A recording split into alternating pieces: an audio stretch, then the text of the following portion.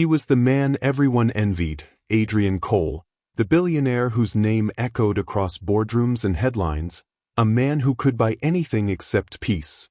She was the woman the world forgot, Clara Wynn, a half-paralyzed art teacher whose strength was too quiet for newspapers to notice.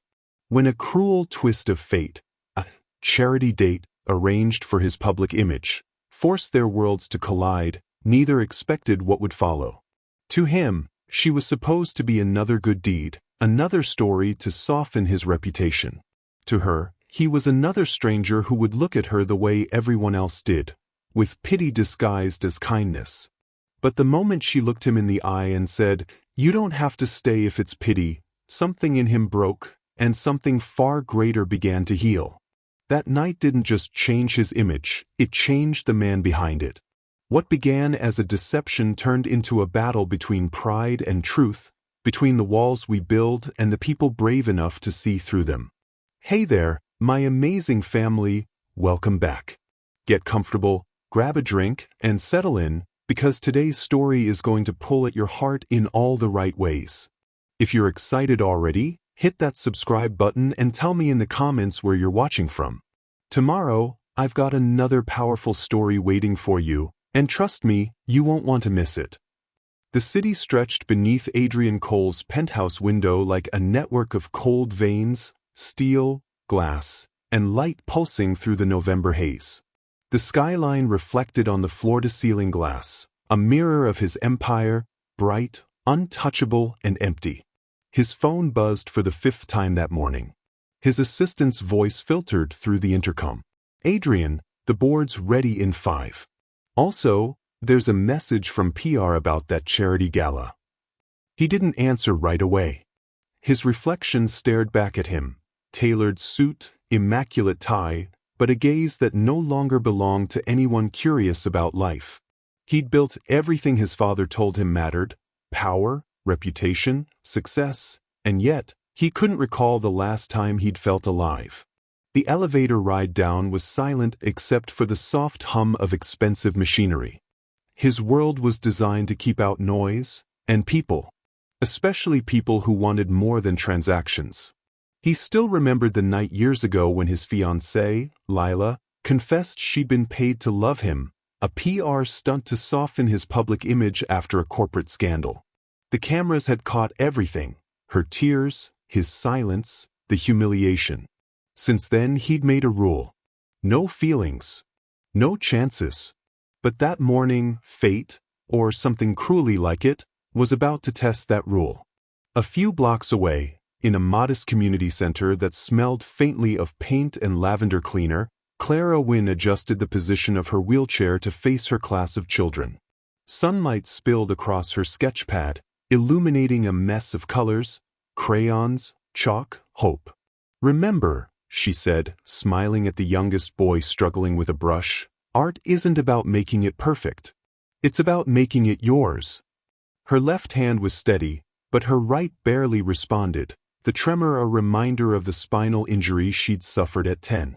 Doctors said she'd never regain full movement, but she'd learned to turn limitations into rhythm, to live with grace instead of bitterness. Still, when she caught sight of her reflection in the window, the way her body leaned slightly to one side, a flicker of self-consciousness passed through her eyes. It faded as quickly as it came. At lunchtime, she wheeled herself to her desk, where her friend Sophie, another volunteer, grinned mischievously. "You're not going to believe this. I signed you up for a charity date."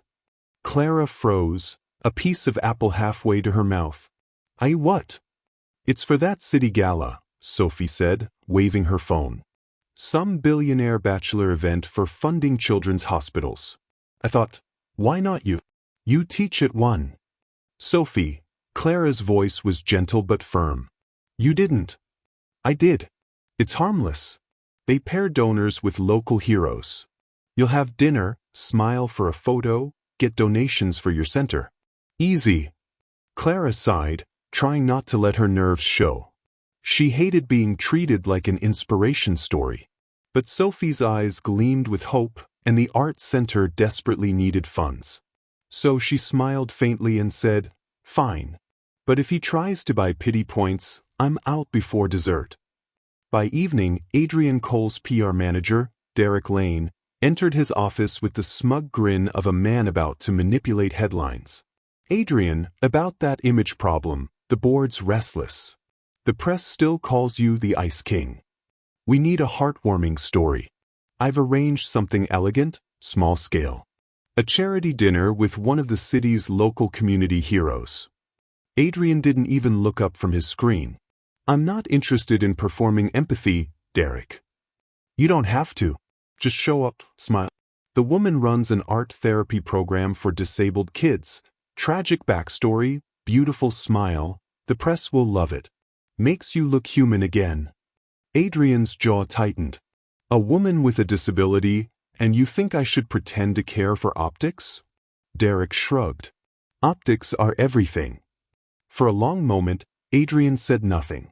The rain began to fall against the glass, soft, rhythmic. Finally, he exhaled. One dinner, he said. Then you're never to mention this stunt again. The restaurant was one of those exclusive Manhattan places where the silence was curated, every sound designed to make money feel like power. Adrian arrived first, greeted by the maitre d' like royalty. His expression was the same detached mask he wore to every negotiation. When Clara entered, she was quiet but radiant, her silver-gray dress simple, elegant. Her wheelchair moved with smooth precision, her movements graceful despite the metal frame. She wasn't what he'd expected, not a PR prop, not a symbol. Just human. She noticed him immediately, tall, composed, eyes that looked like they'd seen too much. Mr. Cole? She asked. He nodded, offering a handshake before realizing she couldn't easily reach across the table. She smiled faintly at his awkwardness. It's fine, she said. I'm Clara Wynn. Thank you for coming. He sat down, and the silence stretched. It wasn't uncomfortable, not yet, just full of unspoken judgments. So, she said finally, you do this sort of thing often? Charity dinners? He gave a humorless smile. Not exactly my specialty. Mine either, she murmured, tracing the rim of her glass. But apparently, I'm good for business. Something in her tone made him pause. There was no self-pity in it, just quiet defiance. As the waiter poured wine, Adrian's phone buzzed. He ignored it. For once, he was curious. Over dinner, Clara talked about her students, the ones who painted their pain into sunsets and paper hearts. Adrian listened more than he spoke. He hadn't realized how starved he was for sincerity until now. Then, halfway through the meal, the illusion broke. The waiter approached nervously.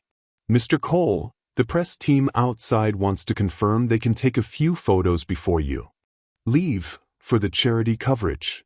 Clara's fork froze. Her eyes flicked to him. Press. Adrian's expression faltered. I didn't. But the damage was done. She laughed once, soft, bitter. So that's what this was. He leaned forward. Clara, I didn't know. She lifted a hand.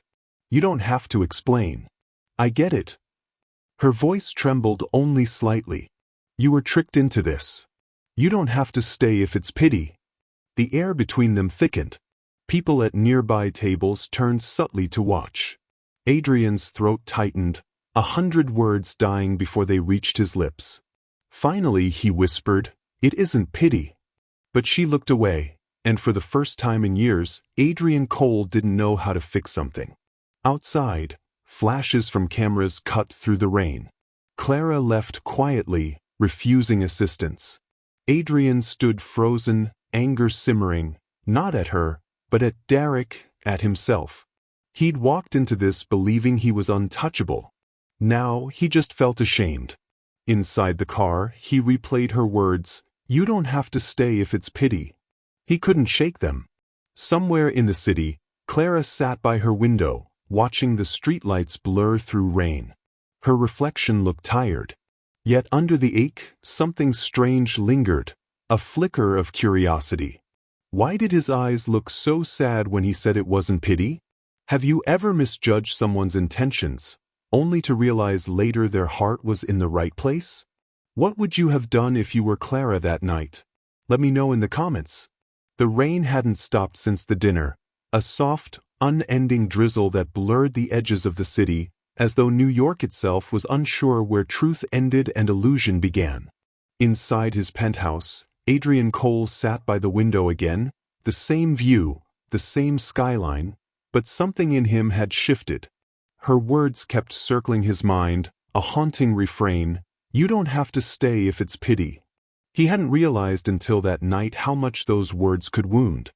He'd been surrounded by admiration his entire life, all hollow, all rehearsed.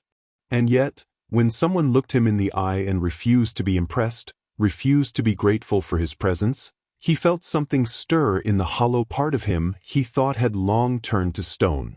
He poured himself a drink and didn't touch it. The ice melted untouched, the sound a small echo in the quiet. He'd been tricked into that dinner. Yes, but the humiliation he felt wasn't about being deceived. It was about her. About the expression in her eyes when she realized she'd been used. He couldn't stop replaying that look. The next morning, his assistant Naomi found him in the office before dawn. He was scrolling through the online headlines. Adrian Cole attends charity date with disabled artist, PR redemption arc. He closed the laptop sharply. "Get me Derek." When Derek entered, still half awake, Adrian didn't shout. That was what made it worse. His voice was quiet, precise. "You set me up." "Adrian, it worked. The press is calling it your best appearance in years. Humanizing. Sympathetic. You're trending for the right reasons." Adrian rose from his chair, every inch of him carved in fury barely contained. "You humiliated her." "Her?" Derek frowned. "It was for charity.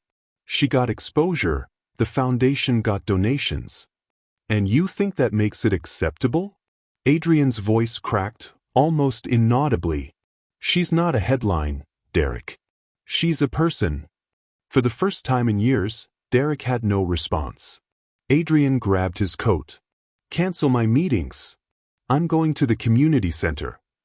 Across town, Clara Wynn painted.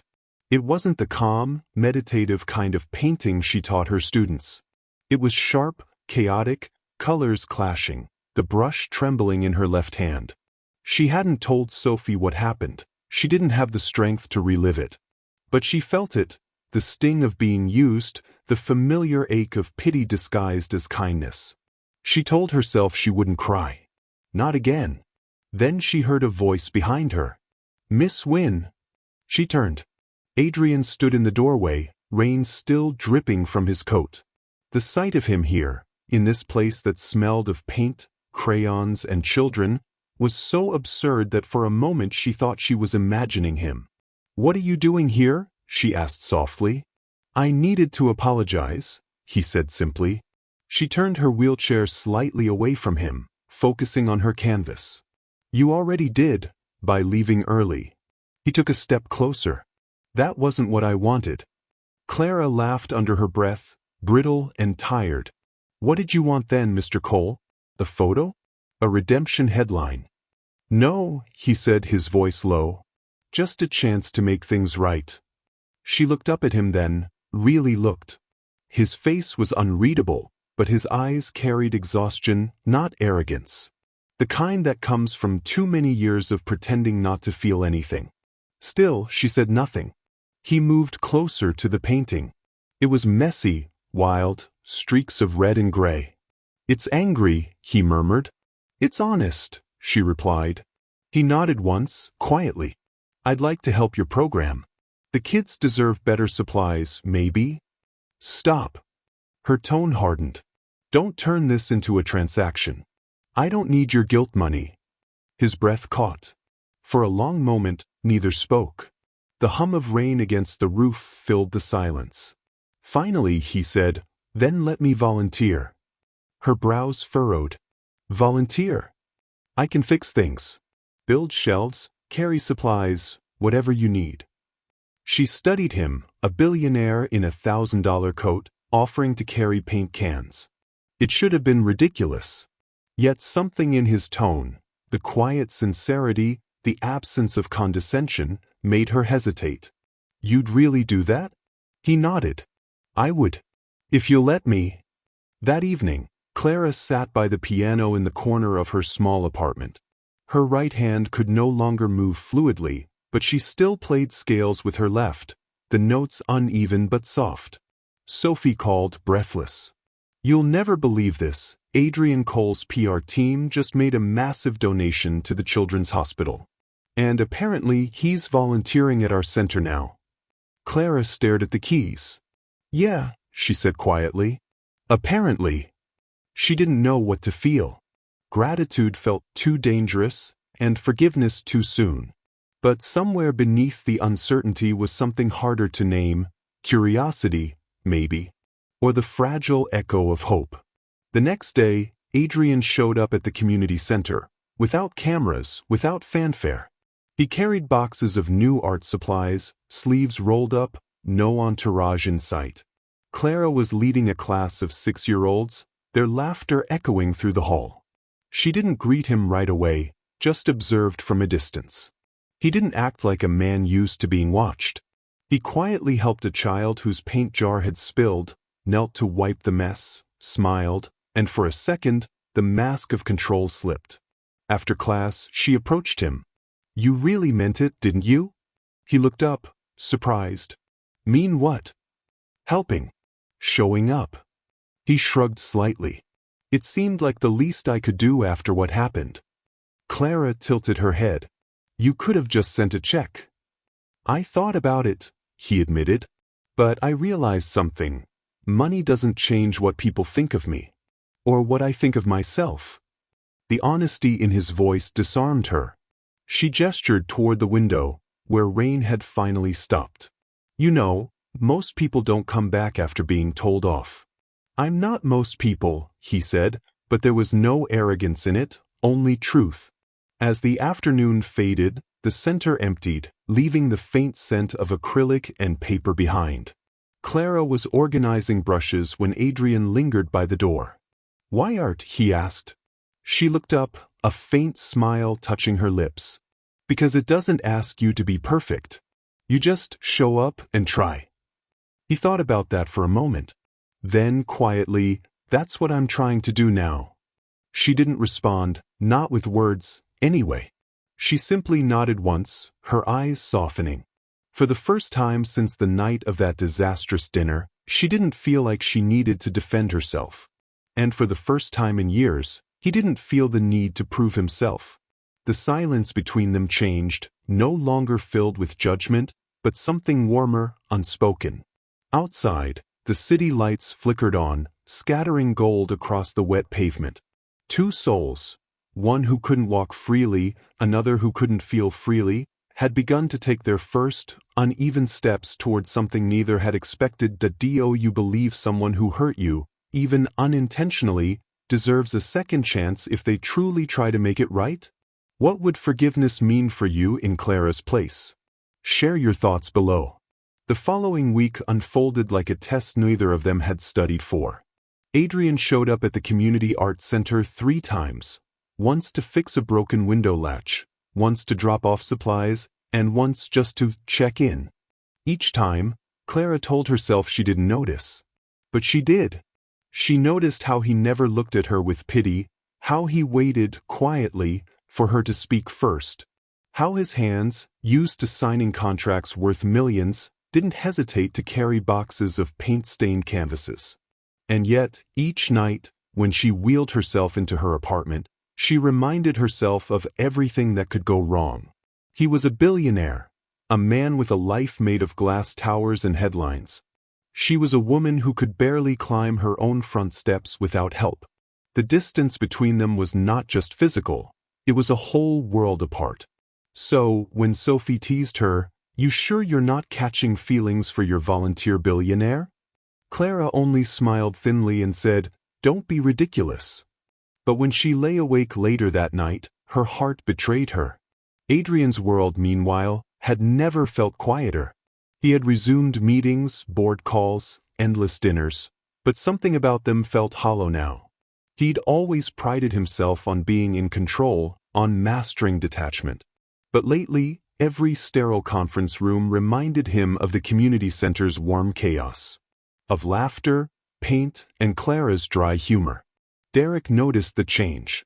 "You've been distracted, Adrian. If this is about that woman, don't." Adrian's tone was sharp. "You don't get to say her name." Derek smirked. "So there is a her." Adrian said nothing. But later, alone in his office, he replayed the last time he'd seen Clara. The way sunlight had caught the strands of her hair, the quiet concentration on her face as she helped a child paint a crooked rainbow. He'd never known gentleness could look like strength. Still, he told himself it couldn't mean anything. He wasn't built for attachment. And she deserved someone simpler, someone without headlines and ghosts. He convinced himself of that, until fate laughed and intervened again. A week later, the annual Children's Heart Foundation Gala filled the ballroom of the Midtown Regency Hotel with glittering lights, champagne, and empty smiles. Adrian had vowed not to attend. But the foundation was one of his company's biggest beneficiaries, and staying away would only breed rumors. He arrived late, dressed in black, his expression carefully blank. What he didn't know was that Clara was there too, attending on behalf of the art therapy program, invited as one of the year's community heroes. When she saw him across the room, her breath caught. He looked completely out of place among the chatter, stoic, restless, eyes scanning the crowd until they found hers. For a long second, neither moved. Then she turned away. The host's voice filled the air. "Tonight, we're celebrating those who remind us that compassion builds bridges between hearts. Let's welcome Miss Clara Wynn." Applause rippled. Clara wheeled herself onto the stage, smile practiced, voice steady. She spoke about her students, about resilience, about art as freedom. Her words weren't rehearsed, they were lived. The audience was moved, even Adrian. When she stepped down, he found himself walking toward her without thinking. "You were incredible," he said softly. She looked up, surprised but guarded. "Thank you. You clean up well." He smiled faintly. "I didn't expect to see you here." "Neither did I." Her tone was neutral, polite, but her eyes betrayed a flicker of emotion. "Don't worry. I won't ruin your photo op this time." He winced. "Clara." "Relax, Adrian," she said, using his name for the first time. "We're fine. You apologized. We moved on." But her voice wavered slightly. He caught it, that tiny tremor, and it hit him harder than he expected. "Maybe," he said quietly, "but I'm not sure I have." Before she could respond, a photographer called his name. He turned toward the flash, but his gaze stayed fixed on her. The gala ended late. Guests left in pairs, laughter fading into the night. Clara waited by the lobby doors for her ride, the night air cool against her skin. She hated crowds, too many eyes, too much pretending. Then she heard footsteps. "Need a lift?" Adrian's voice was soft, almost tentative. She hesitated. "You don't have to." He smiled faintly. "I know." For a moment, neither moved. The city hummed around them, taxis hissing by. Then she sighed. "Fine. But no speeches." He opened the car door and helped her in, gently, respectfully. No pity, just care. As the car pulled away, the silence between them stretched, not cold this time, just heavy with unspoken things. "You were amazing up there," he said finally. "I don't think I've ever seen a room go that quiet."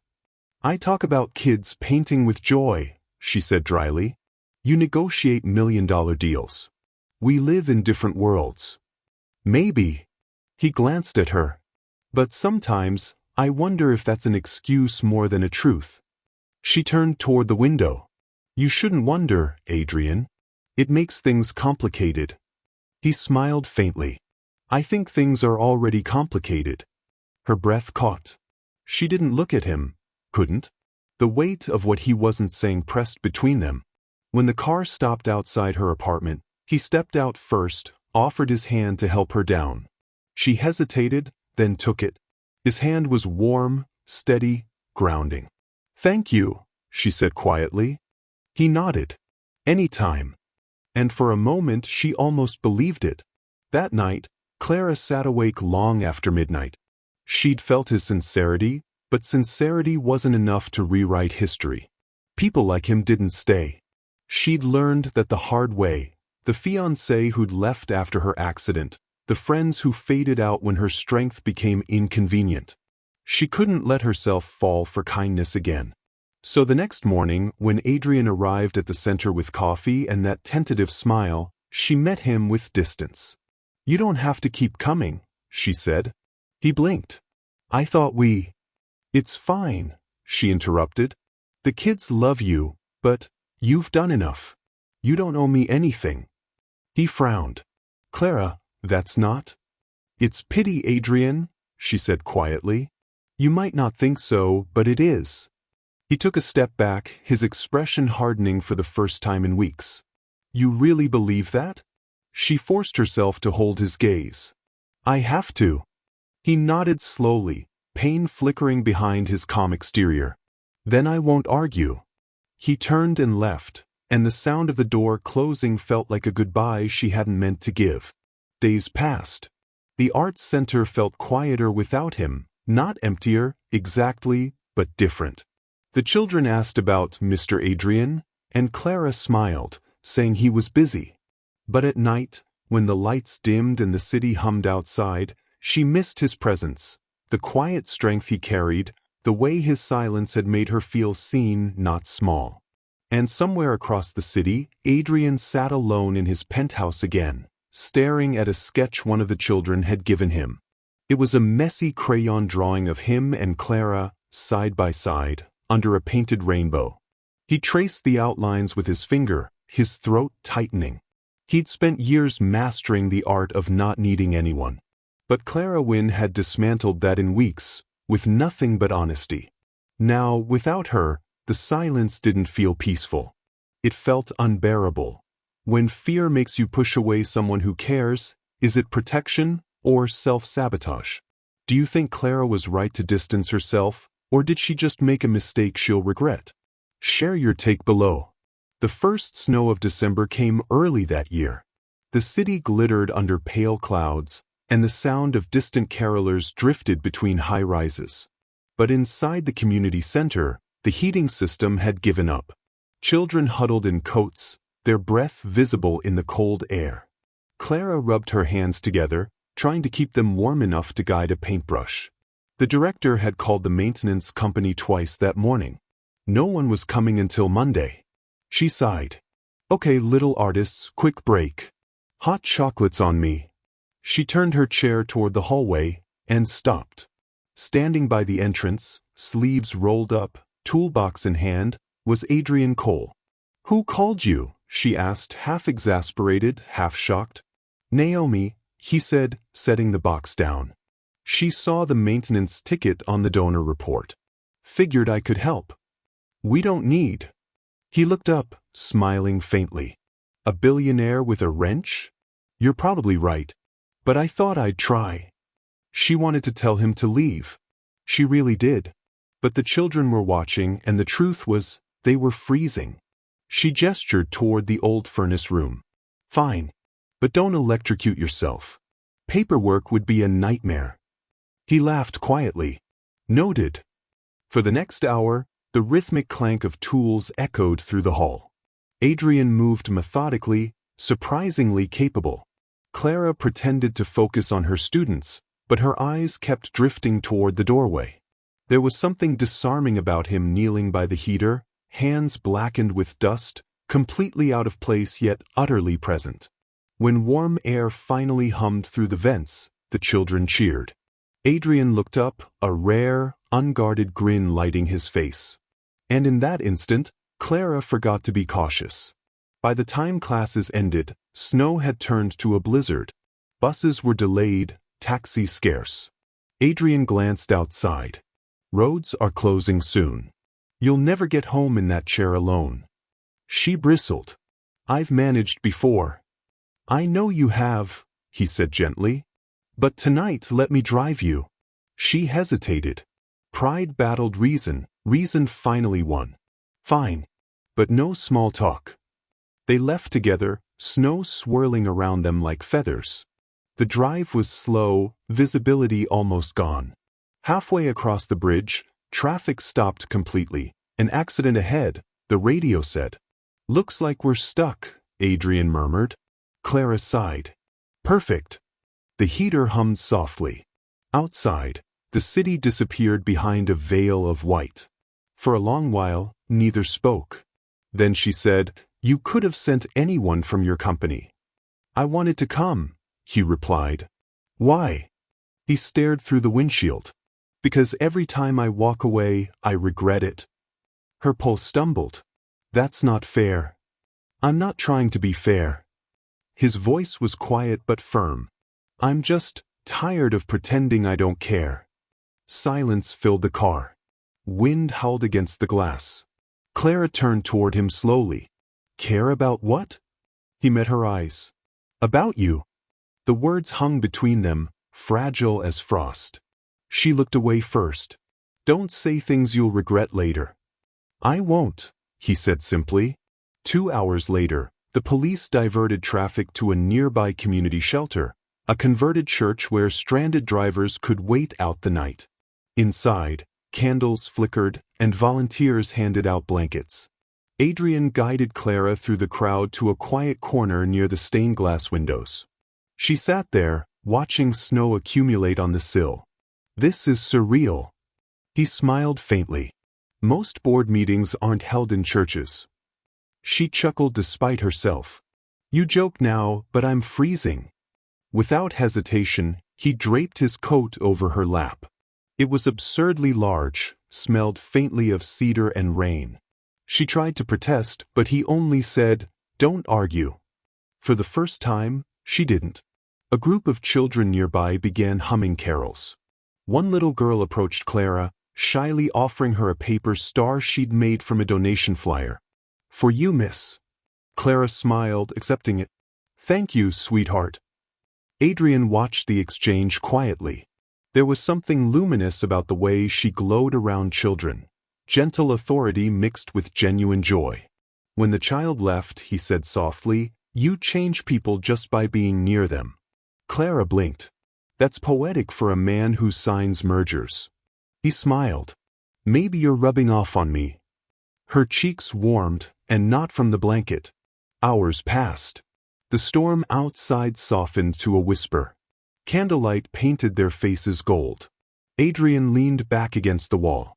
"Can I ask you something?" She hesitated. "Depends." "When you said you didn't want pity, was it because of what happened to you?" Her hands stilled on the blanket. She looked down. "When the accident happened, everyone treated me like I was breakable. Teachers, friends, even my fiancé back then. They smiled and said all the right words, but none of them stayed." She exhaled slowly. "So now, when someone offers kindness, I don't know how to tell if it's real." Adrian listened, eyes steady on her. She looked up, startled. "And what about you? What made you so afraid to feel anything?" He laughed quietly without humor. "Someone once told me they loved me on camera. It was scripted. For sympathy points." Her chest tightened. "That's awful. It taught me that affection can be bought. So I stopped believing in it." He paused, then added, "Until lately." Their eyes met. The noise of the shelter faded. The air between them felt alive, charged, precarious. She whispered, "You shouldn't say that." "Why not?" "Because it sounds like hope." He smiled faintly. "Maybe it is." Near midnight the lights dimmed. People slept curled under blankets. Clara rested her head against the back of her chair, exhaustion softening her defenses. Adrian's coat still lay across her legs. She could feel its warmth seeping through fabric and skin, grounding her in a strange, fragile calm. "Adrian," she murmured. "Yes. If I fall asleep, don't read too much into it." He chuckled quietly. "I'll try not to." Minutes later, her breathing slowed. A strand of hair brushed her cheek. He reached out instinctively, then stopped, letting the impulse pass, respecting the distance. He watched her sleep for a while, her face peaceful in the candlelight. Somewhere deep inside, he felt the ache of something he'd long forgotten how to name. Not desire. Not pity. Something simpler, pure. Outside, the snow fell gently, as though the world itself was holding its breath. When dawn came, the storm had passed. The streets glittered with fresh snow. Clara woke to find Adrian dozing lightly beside her, head tilted back against the wall, the faintest smile on his lips. For a fleeting moment, she let herself watch him, unguarded, human. The man who'd once seemed untouchable looked almost boyish now. Then reality returned. She straightened, careful not to wake him, folded his coat and whispered, "Thank you." He stirred anyway, eyes opening slowly. "Morning." "Morning," she said, smiling despite herself. "Looks like we survived." He stretched, rubbing his neck. "Barely." As volunteers opened the doors, a rush of cold air swept in. Adrian stood, offering his hand to push her chair through the snow-packed ramp. She hesitated, then nodded. Together they emerged into a city reborn in light. At the curb, their paths would soon divide again. But something between them had changed, subtle yet undeniable. Neither spoke of it. They didn't have to. When two people are drawn together by fate after pushing each other away, do you think it's coincidence, or something deeper trying to heal them both? Have you ever experienced a forced proximity moment that changed your view of someone? Share in the comments below. Winter sunlight filtered through the tall windows of the art center, dust drifting in slow, delicate motion. The storm had passed, but something between Clara and Adrian lingered in its wake, a quiet awareness neither dared to name. He had kept his promise. Every week since that snowstorm, Adrian showed up, no entourage, no headlines. He carried boxes, repaired shelves, even learned to clean paintbrushes without complaint. The children adored him. Clara watched him from her studio sometimes, pretending to focus on her work. He was still the same polished man who had walked into her life with the weight of empires behind him, but here, among paint and laughter, he looked free. And she was terrified of how easily he'd become part of her days. One gray afternoon, the kids had gone home, the scent of turpentine still hanging in the air. Clara was sorting through a box of old art supplies when she noticed Adrian sitting quietly by the piano. He wasn't touching it, just looking at the worn keys, lost in thought. She wheeled closer. "You play?" He glanced up, startled. "Not really. I used to take lessons when I was a kid. Quit when my father said it was a waste of time." She smiled softly. "I hear fathers are often wrong." He leaned forward, elbows on his knees. "He wasn't wrong about me. He just taught me to measure worth in profit margins instead of people." Something in his voice cracked slightly. Clara didn't speak. Silence was often safer than comfort. After a while, he turned to her. "Can I ask something personal?" She hesitated. "Depends on how personal." "The accident," he said quietly. "How did it happen?" Her smile faded. The air between them thickened. She could have brushed it off, deflected. But his tone wasn't invasive, it was honest. And she was tired of the distance honesty required. "I was 12, she began, voice even but soft. "My dad and I were driving home from my piano recital. We'd stopped for ice cream. It was snowing, like that night at the shelter." She paused, her gaze unfocused. Another car ran the light. A drunk driver. "My father didn't make it. I woke up 2 days later, couldn't feel my legs." Adrian's jaw tightened. He didn't interrupt. "For a while, I thought my life was over," she continued. "Music was all I wanted. I had scholarships lined up, recitals. Suddenly, everyone looked at me differently, like I was a symbol, not a person." She smiled faintly, but there was sadness in it. "My fiancé back then tried. He stayed for a year. Then one night he told me he couldn't handle the responsibility. As if I were a burden to manage. Her voice cracked. That word still makes me sick. Adrian swallowed hard. He was a coward. She shrugged. Maybe. Or maybe he just wanted a life that looked easier than mine. Silence stretched. Then she looked up, eyes bright with unshed tears. You know what the worst part was? Not losing him. Losing me. For years, I thought the world had already decided what I was worth. Adrian's chest tightened. And now? She smiled faintly. Now I paint. Breathe. It's not the life I planned, but it's mine. I rebuilt it one color at a time. He looked at her for a long moment, his throat tight with things unsaid. Then he said, almost inaudibly, You rebuilt your life. I destroyed mine. Her brows furrowed. What do you mean? He turned away, staring at the rain-streaked window. My father was a hard man. Taught me that emotions were liabilities. When I took over coal industries, I promised myself I'd never need anyone. For a while it worked. I made the company richer than it had ever been. He exhaled shakily. Then I met Lila, my fiancée. I thought she was different. She was kind, or at least she seemed that way. Until the scandal. Clara's voice softened. The one the tabloids wrote about? He nodded. She was working with our PR director. They staged the whole relationship to soften my image after a bad merger fallout. When I found out, I didn't even confront her. I just shut down. Fired everyone, built higher walls. His voice broke slightly.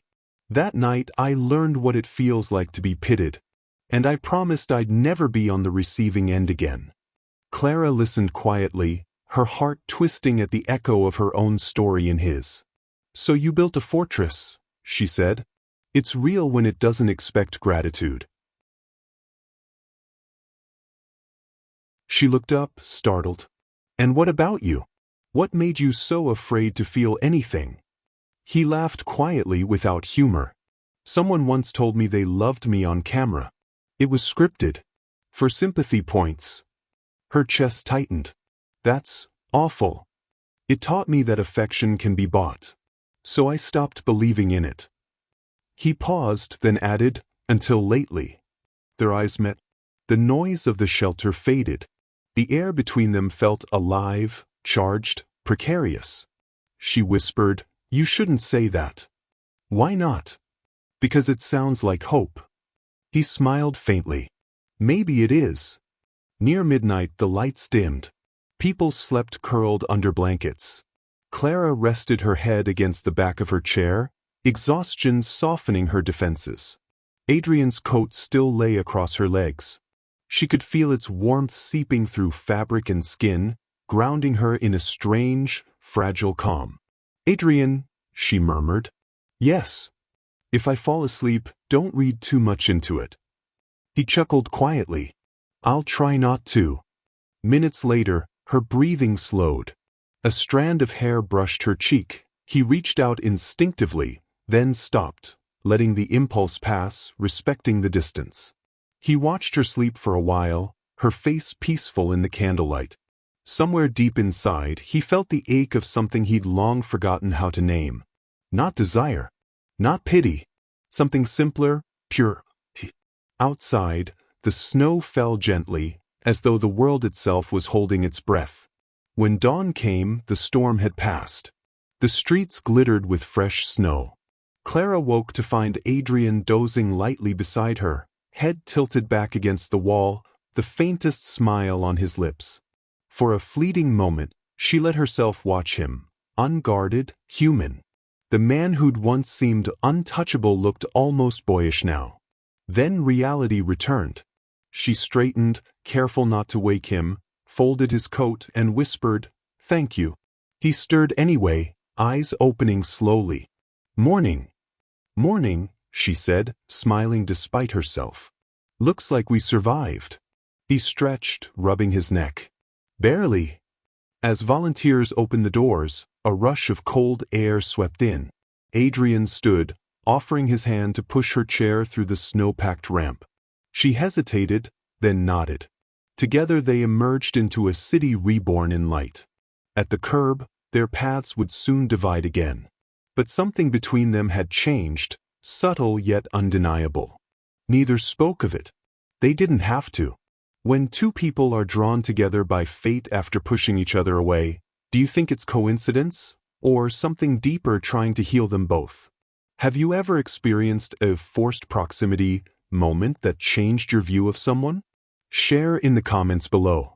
Winter sunlight filtered through the tall windows of the art center, dust drifting in slow, delicate motion. The storm had passed, but something between Clara and Adrian lingered in its wake, a quiet awareness neither dared to name. He had kept his promise. Every week since that snowstorm, Adrian showed up, no entourage, no headlines.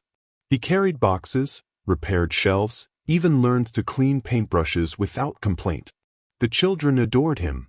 Clara watched him from her studio sometimes, pretending to focus on her work.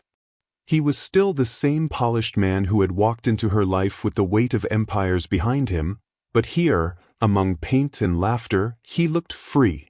And she was terrified of how easily he'd become part of her days.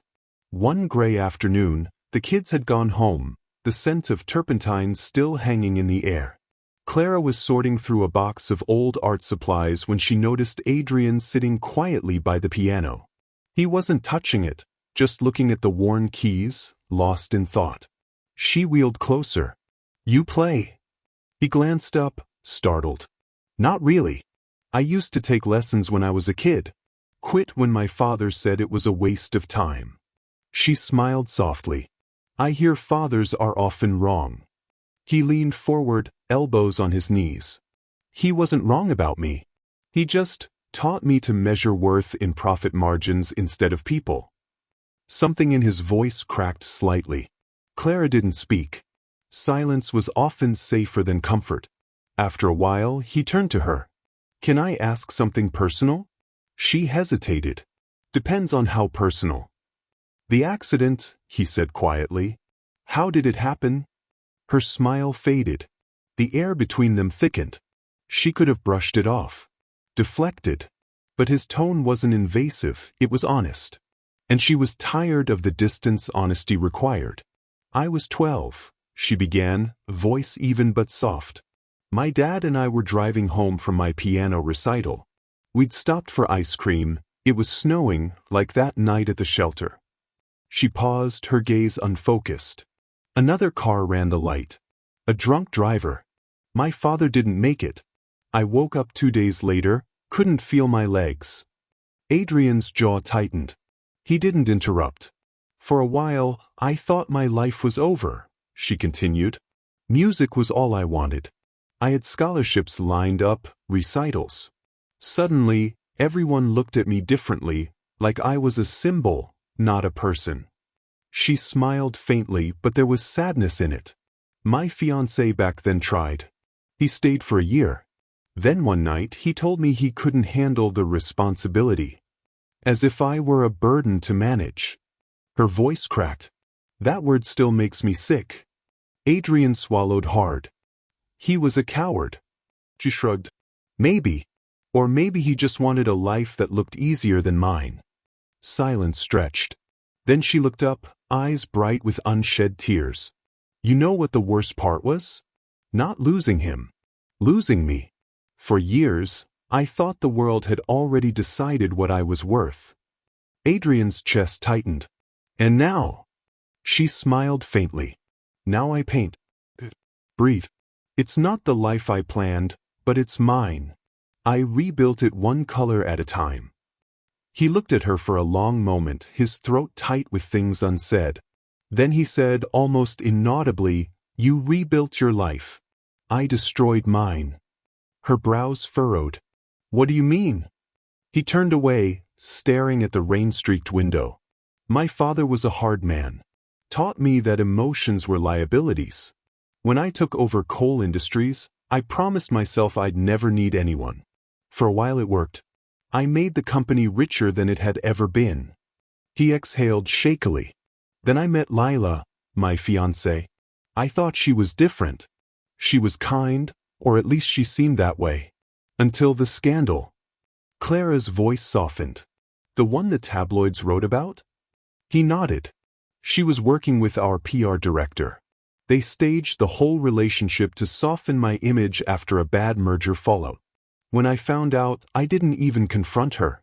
I just shut down. Fired everyone, built higher walls. His voice broke slightly. That night I learned what it feels like to be pitted. And I promised I'd never be on the receiving end again. Clara listened quietly, her heart twisting at the echo of her own story in his. So you built a fortress, she said. He nodded. And then you showed up and walked right through the gates. She smiled faintly. Rolled, technically. He laughed, low, genuine, unguarded. The sound filled the studio like light. For a while, they sat in the quiet that only true vulnerability brings, the kind that doesn't need words to be understood. Adrian glanced at the piano again. Do you miss it? Playing? Every day, she admitted. But I've learned to listen differently. Sometimes when the kids paint, I hear rhythm in their colors. He studied her, as if memorizing the shape of her resilience.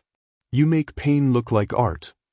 And you, she said softly, make control look like loneliness. He blinked, caught off guard. She smiled. Don't look so shocked. You wear your silence like armor. I thought it was working, he murmured. Not on me. Their eyes met, hers steady, his unsure.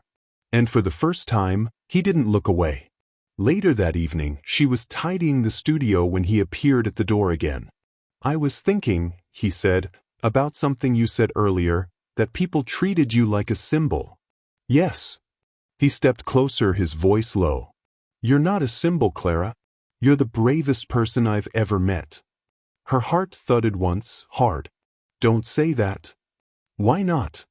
Because you'll make me believe it. He smiled sadly. Then maybe that's what you deserve. She looked away, blinking fast.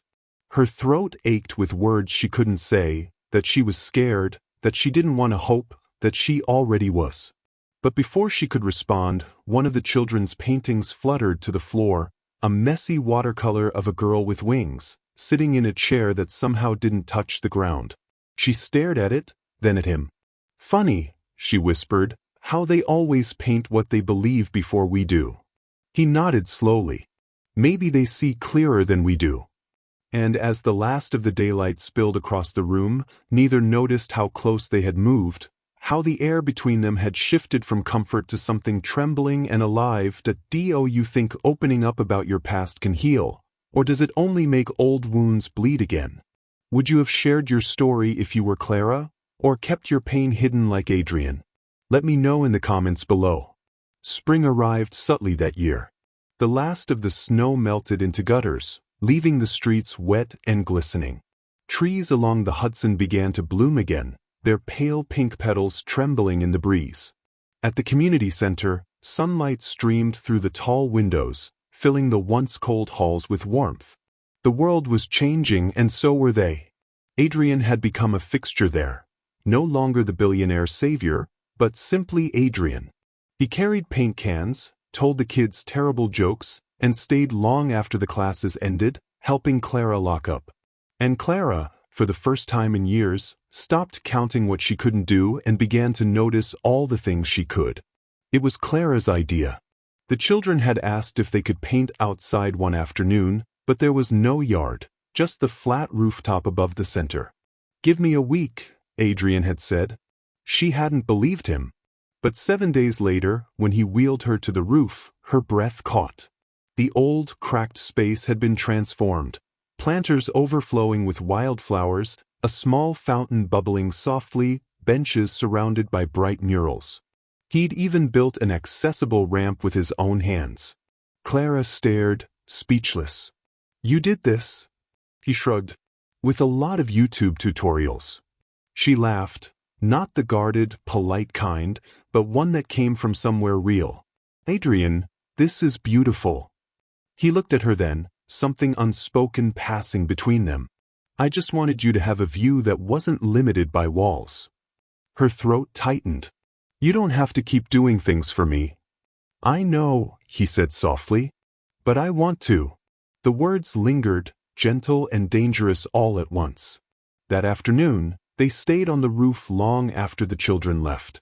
Clara painted the skyline while Adrian tended the small plants, trying not to disturb her focus.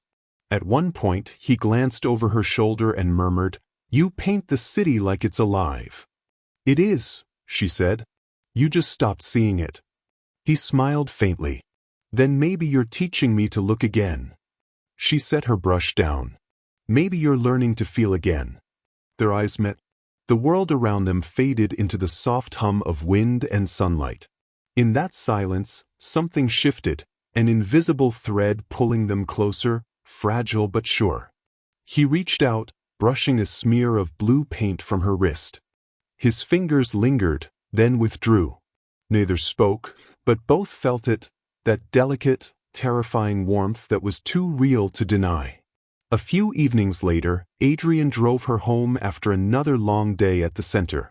The city glowed around them, every traffic light blurring into golden halos. They stopped at a corner cafe for coffee, sitting outside under fairy lights. Clara took a sip, her hands wrapped around the warm cup. "You know what I realized today?" "What's that?" "I don't think I've laughed this much in years." He smiled. "I'll take partial credit." She looked at him, her voice softer. "It's more than that. You make me feel normal again." He hesitated, then said quietly, "Maybe that's because you've always been extraordinary." Her breath hitched. "Careful," she murmured. "Flattery from a billionaire has consequences." He grinned. "Noted." The laughter faded into a gentle silence. He wanted to say it, to tell her that being near her made him remember what being alive felt like. But he didn't. The moment was too fragile to risk with words. Instead, he said, "Promise me something." "What?" "Don't ever let anyone make you feel small again." She looked away, blinking fast. "Only if you promise not to hide behind your walls anymore." He nodded slowly. "Deal." The next morning, Clara found a package waiting at her desk, wrapped in brown paper, no card. Inside was a small music box. When she turned the key, it played Clair de Lune. She closed her eyes. That was the last piece she had performed before the accident. Her eyes stung as she opened the lid fully. Inside, etched in delicate handwriting, were 4 words. For every note unplayed. She didn't need a signature. She knew. When Adrian arrived later that day, she said nothing. Instead, she placed the box on the windowsill and let it play while she worked. He heard it, smiled faintly, and the unspoken gratitude between them said more than any thank you could. That weekend, the center hosted a small art showcase, a fundraiser where the children's paintings were auctioned. The room buzzed with laughter and soft music. Adrian, dressed in a simple black sweater, blended easily among the families. Clara rolled up beside him. "Who would have thought? You at an art show?" He smiled. "I've seen worse investments." "Is that what this is to you?" He turned to her. "No. This is the best thing I've ever been part of." Her chest tightened. She didn't know how to respond. Halfway through the evening, a little girl tugged on Clara's sleeve. "Miss Clara, can you play the piano? My mom says you used to." The room fell quiet. Clara froze. The small upright piano in the corner felt like a ghost waiting for her.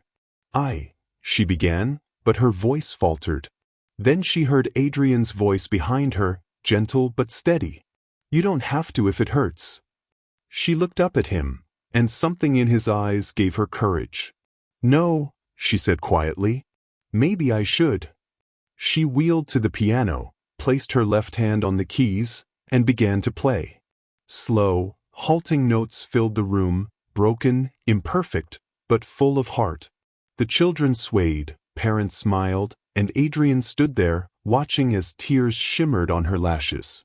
When she finished, silence fell, then applause. Adrian moved forward, whispering so only she could hear. "That was the most beautiful thing I've ever seen."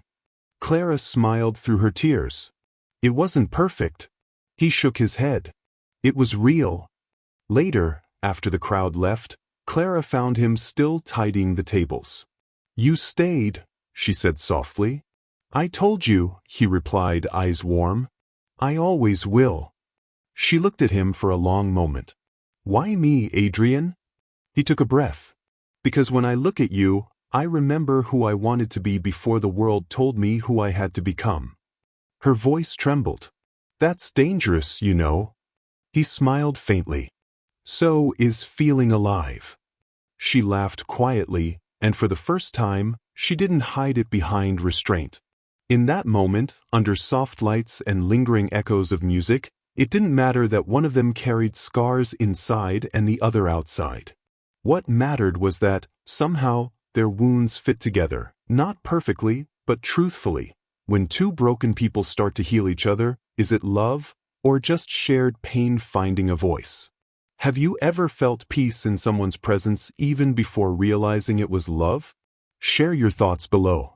Spring had barely turned to summer when the first crack appeared. The Art Center's rooftop garden, the one Adrian built, had become a small miracle in the heart of the city. The children's laughter, the smell of flowers, the hum of life, it was their world, untouched by greed or noise. But beauty in Adrian's world never went unnoticed for long. The first sign came on a Monday morning. Clara arrived to find journalists outside the building, cameras flashing, microphones thrust toward her. "Miss Wynn, how long have you and Adrian Cole been involved? Is it true he's funding your center through his personal accounts? Did you know about the anonymous donation of $500,000 made last week?" Her heart slammed against her ribs. What are you talking about?" They didn't answer. They didn't need to. The front page of the morning paper did it for them. Billionaire's secret romance with disabled artist. Charity or pity project. Below the headline was a photograph. Her and Adrian on the rooftop, sunlight on her face, his hand gently brushing paint from her wrist. It looked intimate. It looked planned. And it looked like everything she had ever feared. Adrian arrived at the center 15 minutes later, his face pale, jaw tight. "Clara, I swear I didn't." She was trembling. "Don't." He froze. "You think I? Who else could have leaked this?" She cut in. "Your name is all over it. Your foundation, your PR firm." He shook his head. "I didn't tell anyone. I made that donation quietly." "You donated?" Her voice cracked. "So it's true." "Yes, but not for pity. I wanted." "You wanted a story," she spat. "You wanted redemption. Congratulations, Adrian. You got it." "That's not fair." "Neither was being tricked into a date the first time we met," she said, her voice shaking.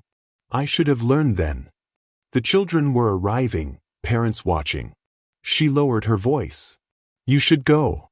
"Clara, please." She turned away. "You promised not to make me small again. You just did." He stepped closer, desperation cutting through pride. "Look me in the eyes and tell me you don't feel anything." Her eyes glistened, but her voice was steady. "It doesn't matter what I feel. I can't trust you." The words hit him harder than any slap could have. He stood there for a long moment, then nodded once. "Then I'll leave you alone." And he did. By evening, the story had spread everywhere. News outlets, talk shows, gossip blogs. The billionaire and the girl who stole his heart. The redemption romance no one saw coming. Love, pity, or pure? Which is it? The Art Center's phones rang nonstop. Sponsors threatened to pull out, citing negative attention. Clara turned off her phone, shut her blinds, and sat in the dark, the music box from Adrian sitting on her windowsill. She turned the key once. Claire de Lune filled the room, soft, aching, beautiful. Tears blurred her vision. "You said you'd never make me feel small again," she whispered. "Why did you lie?" But somewhere deep down, beneath anger and fear, a quieter voice asked, "What if he didn't?" She silenced it. She couldn't afford hope anymore. Across the city, Adrian's world was collapsing too. Derek stood in his office doorway, pale and nervous. Adrian, I didn't. Save it, Adrian snapped. He had already seen the internal email thread, Derek forwarding photos, spinning the narrative, pitching it to tabloids. All to humanize Adrian Cole again. Adrian's voice was quiet, deadly. You leaked it. Derek swallowed. It was for the company. The press coverage will double your public approval. Adrian slammed his fist into the glass desk, shattering it. Get out. He stood there as shards sparkled on the floor, his reflection fractured into 1,000 pieces. For the first time, he realized how easily trust could be destroyed. Not just hers, but his own. He had sworn to protect her from the world he lived in. Instead, he'd brought it crashing down on her. 3 days later, Clara was invited to speak at the hospital's annual children's fundraiser, an event she couldn't cancel without hurting the center's funding. The hall was full of lights, cameras, curious eyes. She sat backstage, trembling. She'd always loved public speaking, until now. Every smile felt like pity, every whisper like judgment. When her name was called, she wheeled herself to the podium, hands shaking. Art, she began, is about truth. But sometimes the world takes truth and turns it into something it can sell. A murmur rippled through the audience. I believed someone saw me for who I am, she continued, voice cracking. But I was wrong. I became a story, again. A lesson in resilience, a headline about hope. I'm tired of being a symbol. I just wanted to be enough. Tears welled in her eyes, but she didn't look away from the crowd. So if you see my face in the papers, remember, I'm not your inspiration. I'm just a person. The room was silent. Then, a voice from the back cut through it. Familiar. Then let me be the one who's proud of you, not the world. Adrian. He stepped into the light, ignoring the flash of cameras. You're right, Clara. You shouldn't be a symbol. You're the bravest person I've ever known, and I'm the fool who let others turn your strength into a circus. The crowd murmured. Clara's breath caught. Adrian, stop, she whispered. He shook his head. No, not until I tell the truth. He turned toward the audience. Every word written about her, every headline, was wrong. I didn't fall in love with her story. I fell in love with her soul. The cameras exploded with flashes. Clara's eyes filled. You shouldn't have said that, she whispered. I needed you to know. But when he took a step toward her, she turned her chair away, voice trembling. You just made it worse. He stopped, stricken. She didn't look back. You said you'd protect me from pity. You just turned me into a spectacle again. And with that, she rolled away, past the crowd, past the cameras, out into the rain. Outside, thunder cracked. Adrian chased after her, calling her name, but she was already halfway across the street when a passing car screeched to a halt. The sound tore through him. He ran, heart in his throat, but when he reached her, she was sitting on the curb, shaking but unhurt. Clara! Don't, she whispered, sobbing. You can't fix this. You can't fix me. He knelt in front of her, rain soaking his shirt, voice breaking. I never wanted to fix you. I just wanted to stand beside you. She shook her head. You already stood too close. Now everyone's looking. He reached for her hand. She pulled it away. Please, he whispered. Don't walk away. She looked at him through tears. You told me you wanted to help me see beyond walls. But you're the one who keeps building them. Then she turned her chair, disappearing into the rain. Adrian stayed there long after she was gone, soaked, trembling, broken. For the first time since he'd met her, he realized love wasn't about saving someone. It was about not losing yourself when they no longer believe in you. And right now, he was lost completely. Have you ever watched something beautiful collapse because of a misunderstanding? When trust breaks, do you think love can still survive the wreckage? Or does it become something else? Let's talk in the comments. 2 months passed. The headlines faded, the gossip cooled, but for Adrian Cole and Clara Wynn, silence remained the loudest thing in the room. He never went back to the community center. She never called. New York in late summer shimmered with heat. The city kept moving, indifferent to broken hearts. But for them, time had slowed to a crawl, two parallel lives circling the same grief. Adrian's office had never felt so empty. The glass walls still reflected the skyline, but the view no longer inspired him. Meetings came and went, words filled rooms but never reached him.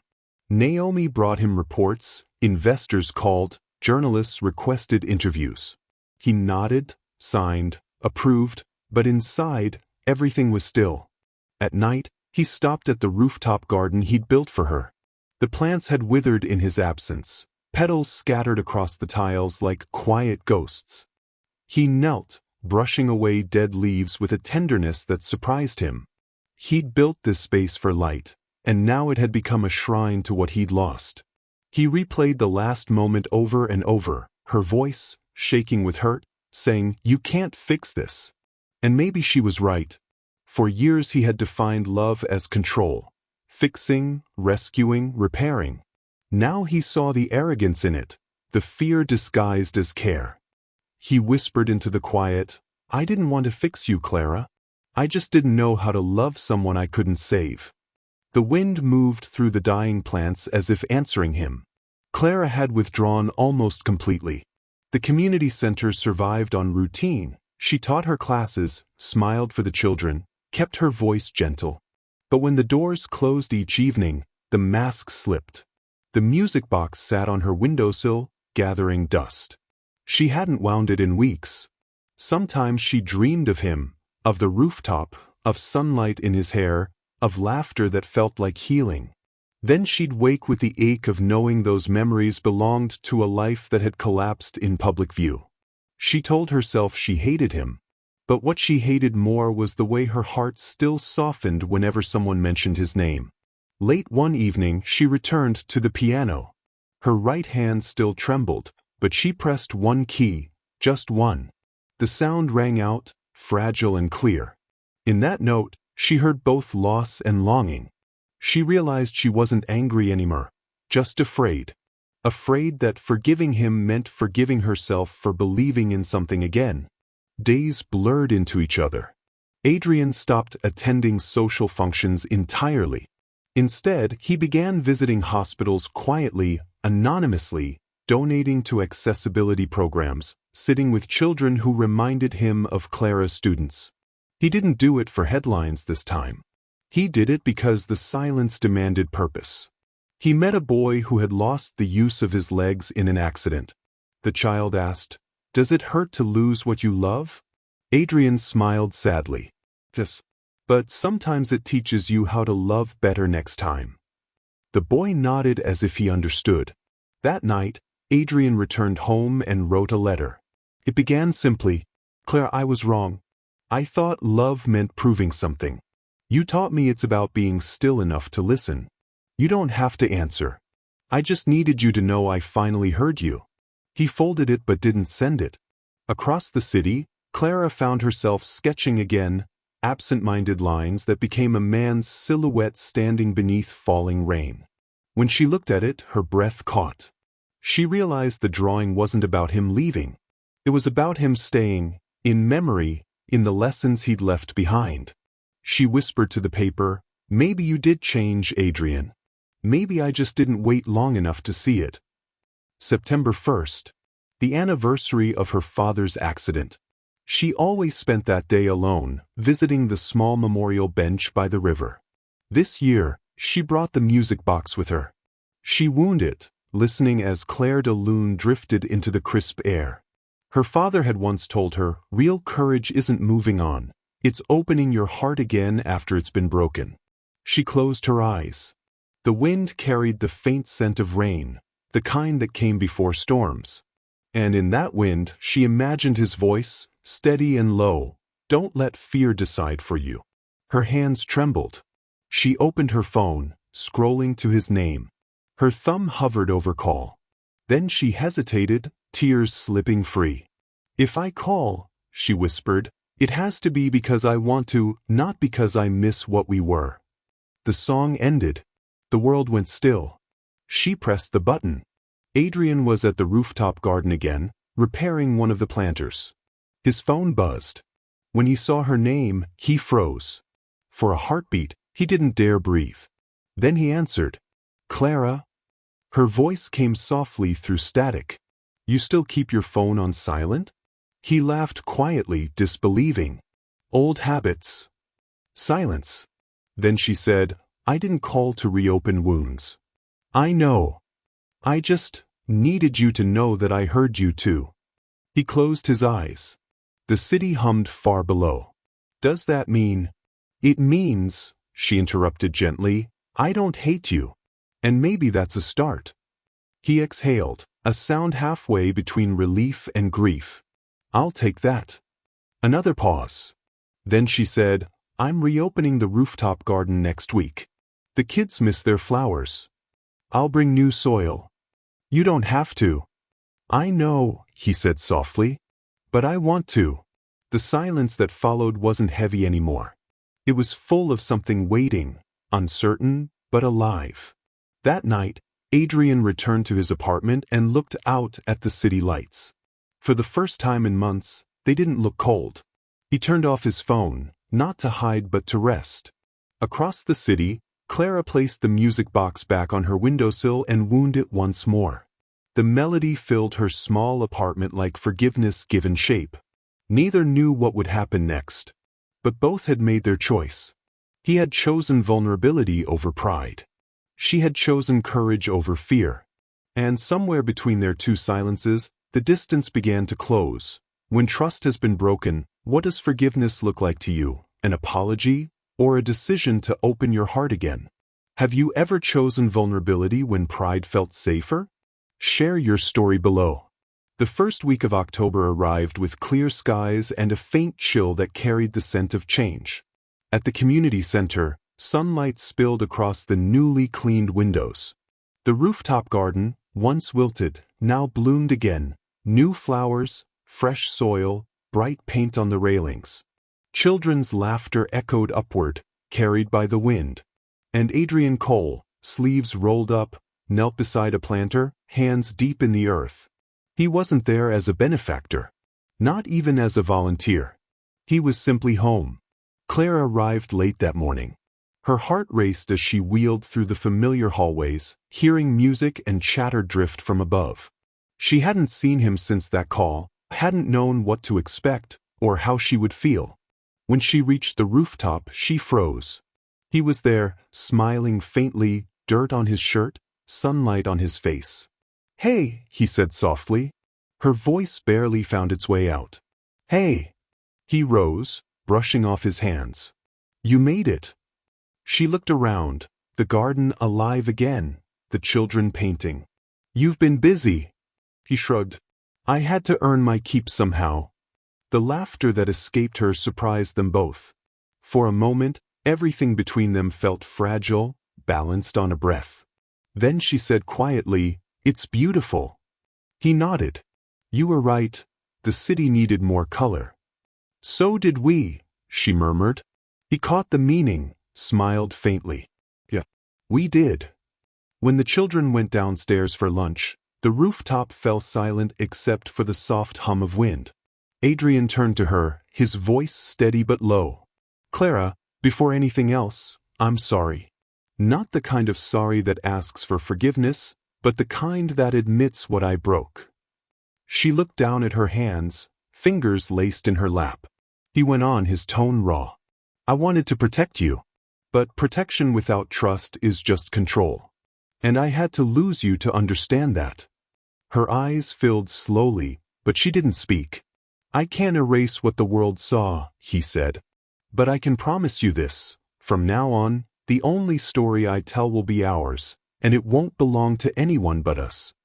She looked up then, tears shimmering in the sunlight. You always did know how to ruin a girl's defenses. He smiled sadly. I'm trying to build something better than walls. She laughed softly through her tears. You might be getting there. He reached into his pocket and pulled out something small, a folded sheet of paper, edges worn. I wrote this the night before you called, he said. I didn't send it because I thought I didn't deserve to. She unfolded it. Inside were the words he'd written months ago.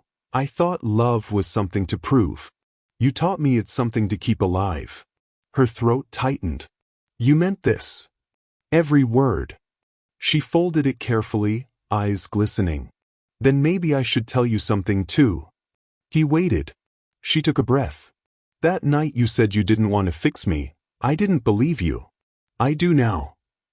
He nodded slowly, the relief in his eyes quiet but profound. Adrian, she began, voice trembling, I was so afraid that being loved would mean being pitted again. But you never made me smaller. You made me seen. He stepped closer. Then let me keep seeing you. The moment stretched between them, fragile, luminous. Then, softly, she said it, you don't have to stay if it's pity. The same words she'd spoken the night they first met, now weighted with everything they'd survived. He smiled faintly, eyes wet. Clara, I never stayed out of pity. He knelt beside her chair, his voice breaking just enough to be real. I stayed because you made me want to become someone worth staying for. Tears slipped down her cheeks, quiet as breath. Around them, the children's laughter floated faintly from below, the sound of innocence reclaiming the world. Later that afternoon, they sat together near the garden's edge, watching the city sprawl beneath them. A soft breeze played with Clara's hair. Adrian reached up gently, tucking a loose strand behind her ear.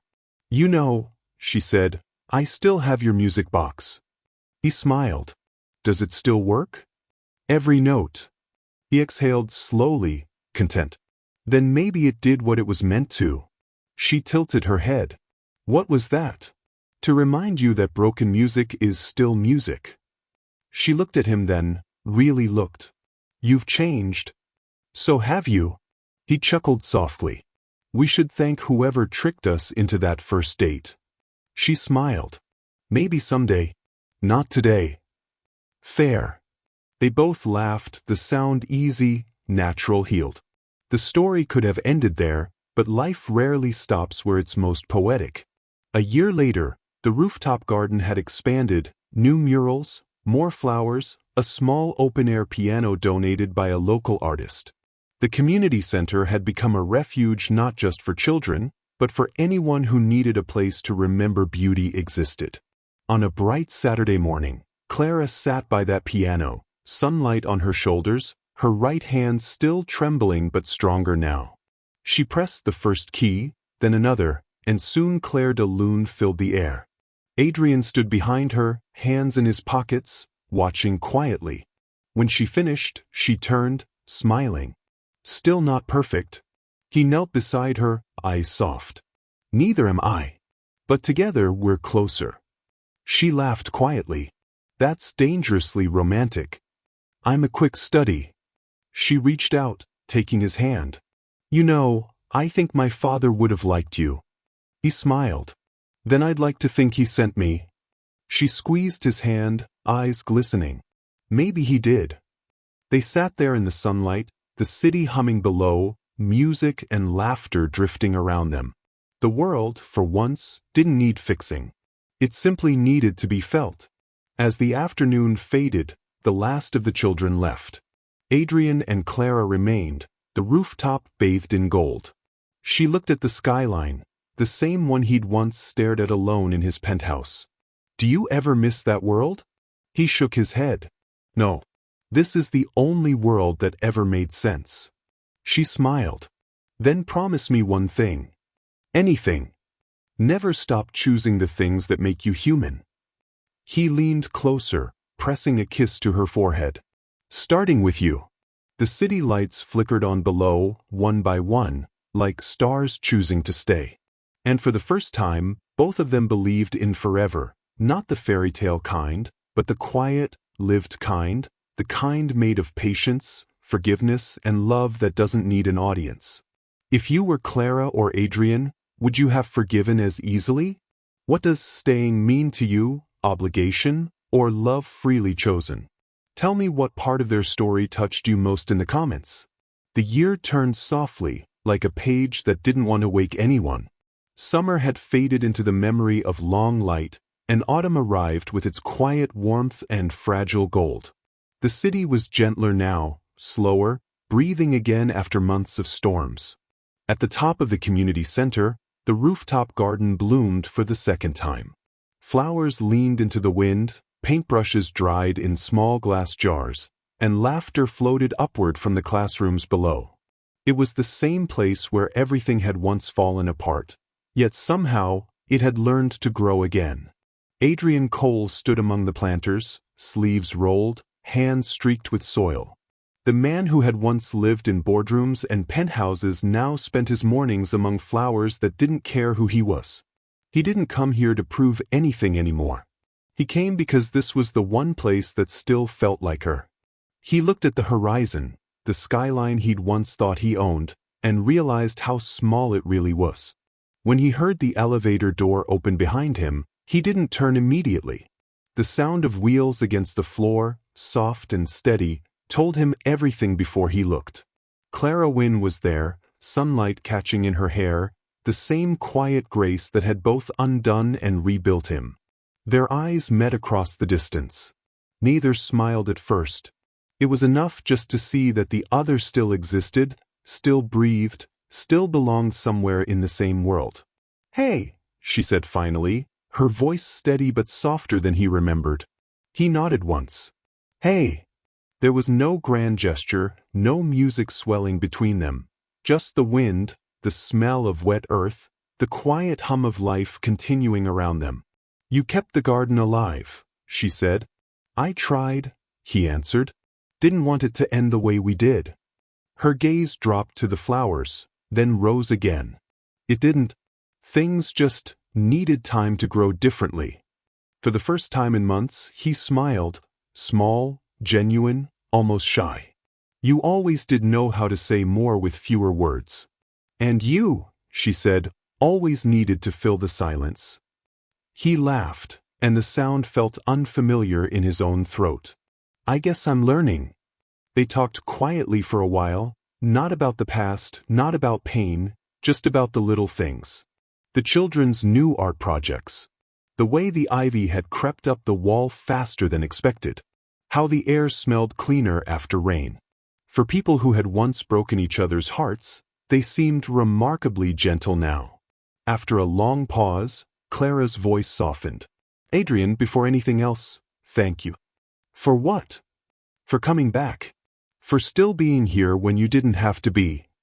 He looked at her for a long moment before saying, "I'm here because I want to be." Her eyes glistened, and she turned slightly, watching the wind bend the flowers.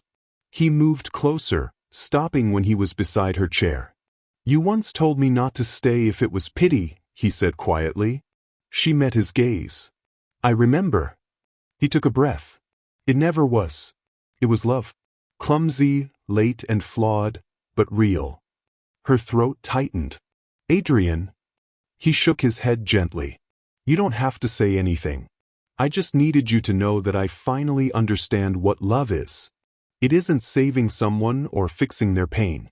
It's staying long enough to learn how to carry it together." The words hung there, honest, unadorned. She didn't answer at first. Instead, she reached out, her hand trembling slightly, and let it rest over his. He looked down, then up again, seeing the faintest smile through the tears in her eyes. "You took your time learning," she whispered. He smiled. "You were a patient teacher." They stayed like that, not moving, not needing to. The world felt suspended, quiet but full.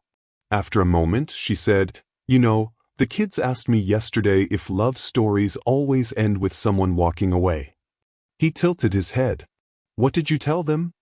I said no. Sometimes they end with someone finally staying. He smiled, the kind that comes from a place deeper than happiness. Then maybe we can show them what that looks like. The city stretched out before them, endless, imperfect, alive. Months passed. The rooftop became a small sanctuary, children painting, families visiting, laughter mixing with the sound of brushes and the hum of city life. Clara had begun to play piano again, slowly, carefully, one hand leading the other. Adrian would often sit nearby, pretending to read reports while secretly counting every note. The day she played her first full song, she didn't announce it. She simply started to play. The melody was uneven but beautiful, fragments of Clair de Lune, the same piece that had once marked her loss. He looked up, listening as if the air itself had turned to music. When she finished, the silence that followed wasn't applause but something better, peace. She turned to him, smiling through quiet tears. Still not perfect. He shook his head. That's what makes it beautiful. She laughed softly. You really believe that? He nodded. I do. I learned it from you. Time moved gently after that. Their days became simple. Coffee on cold mornings, shared laughter over small things, quiet evenings where nothing had to be said. One afternoon, as the sun began to dip behind the buildings, Clara looked at him and said, "You know, I used to think I'd spend my life being grateful to people who stayed. Now, I think I'd rather be grateful for the ones who left, because they made space for the right person." Adrian looked at her for a long time, eyes soft. "You're sure about me being the right person?" She smiled. "You're the one who kept showing up. That counts for something." He laughed quietly. "That's the best definition of love I've ever heard." And it was. The years ahead would bring new challenges. They both knew that. Healing wasn't a straight road. But they'd stopped measuring love by how smooth it ran and started cherishing the fact that it ran at all. The rooftop garden grew fuller every season. The children who had once painted there returned as volunteers. Life had come full circle, not as a grand finale, but as quiet persistence, like music that never truly ended, only changed tempo. Sometimes, on cool evenings, Clara would lean back in her chair, watching the city glow beneath them. Adrian would sit beside her, silent, content. She would whisper, "It's strange, isn't it? How pain can lead you exactly where you're meant to go." And he would answer, "Only if you let it teach you." She'd smile then, close her eyes, and for a little while, everything in the world would feel exactly as it should. Have you ever realized that real love wasn't about rescue, but about staying? When trust finally returns after heartbreak, do you think it's ever the same, or does it become something stronger? I'd love to hear what you think. Thank you so much for watching till the very end. I hope you truly felt this story as much as I did telling it. We've got plenty more powerful stories waiting for you, so don't stop here. Just click on the video showing on your screen right now and keep the journey going. I'll see you in the next one.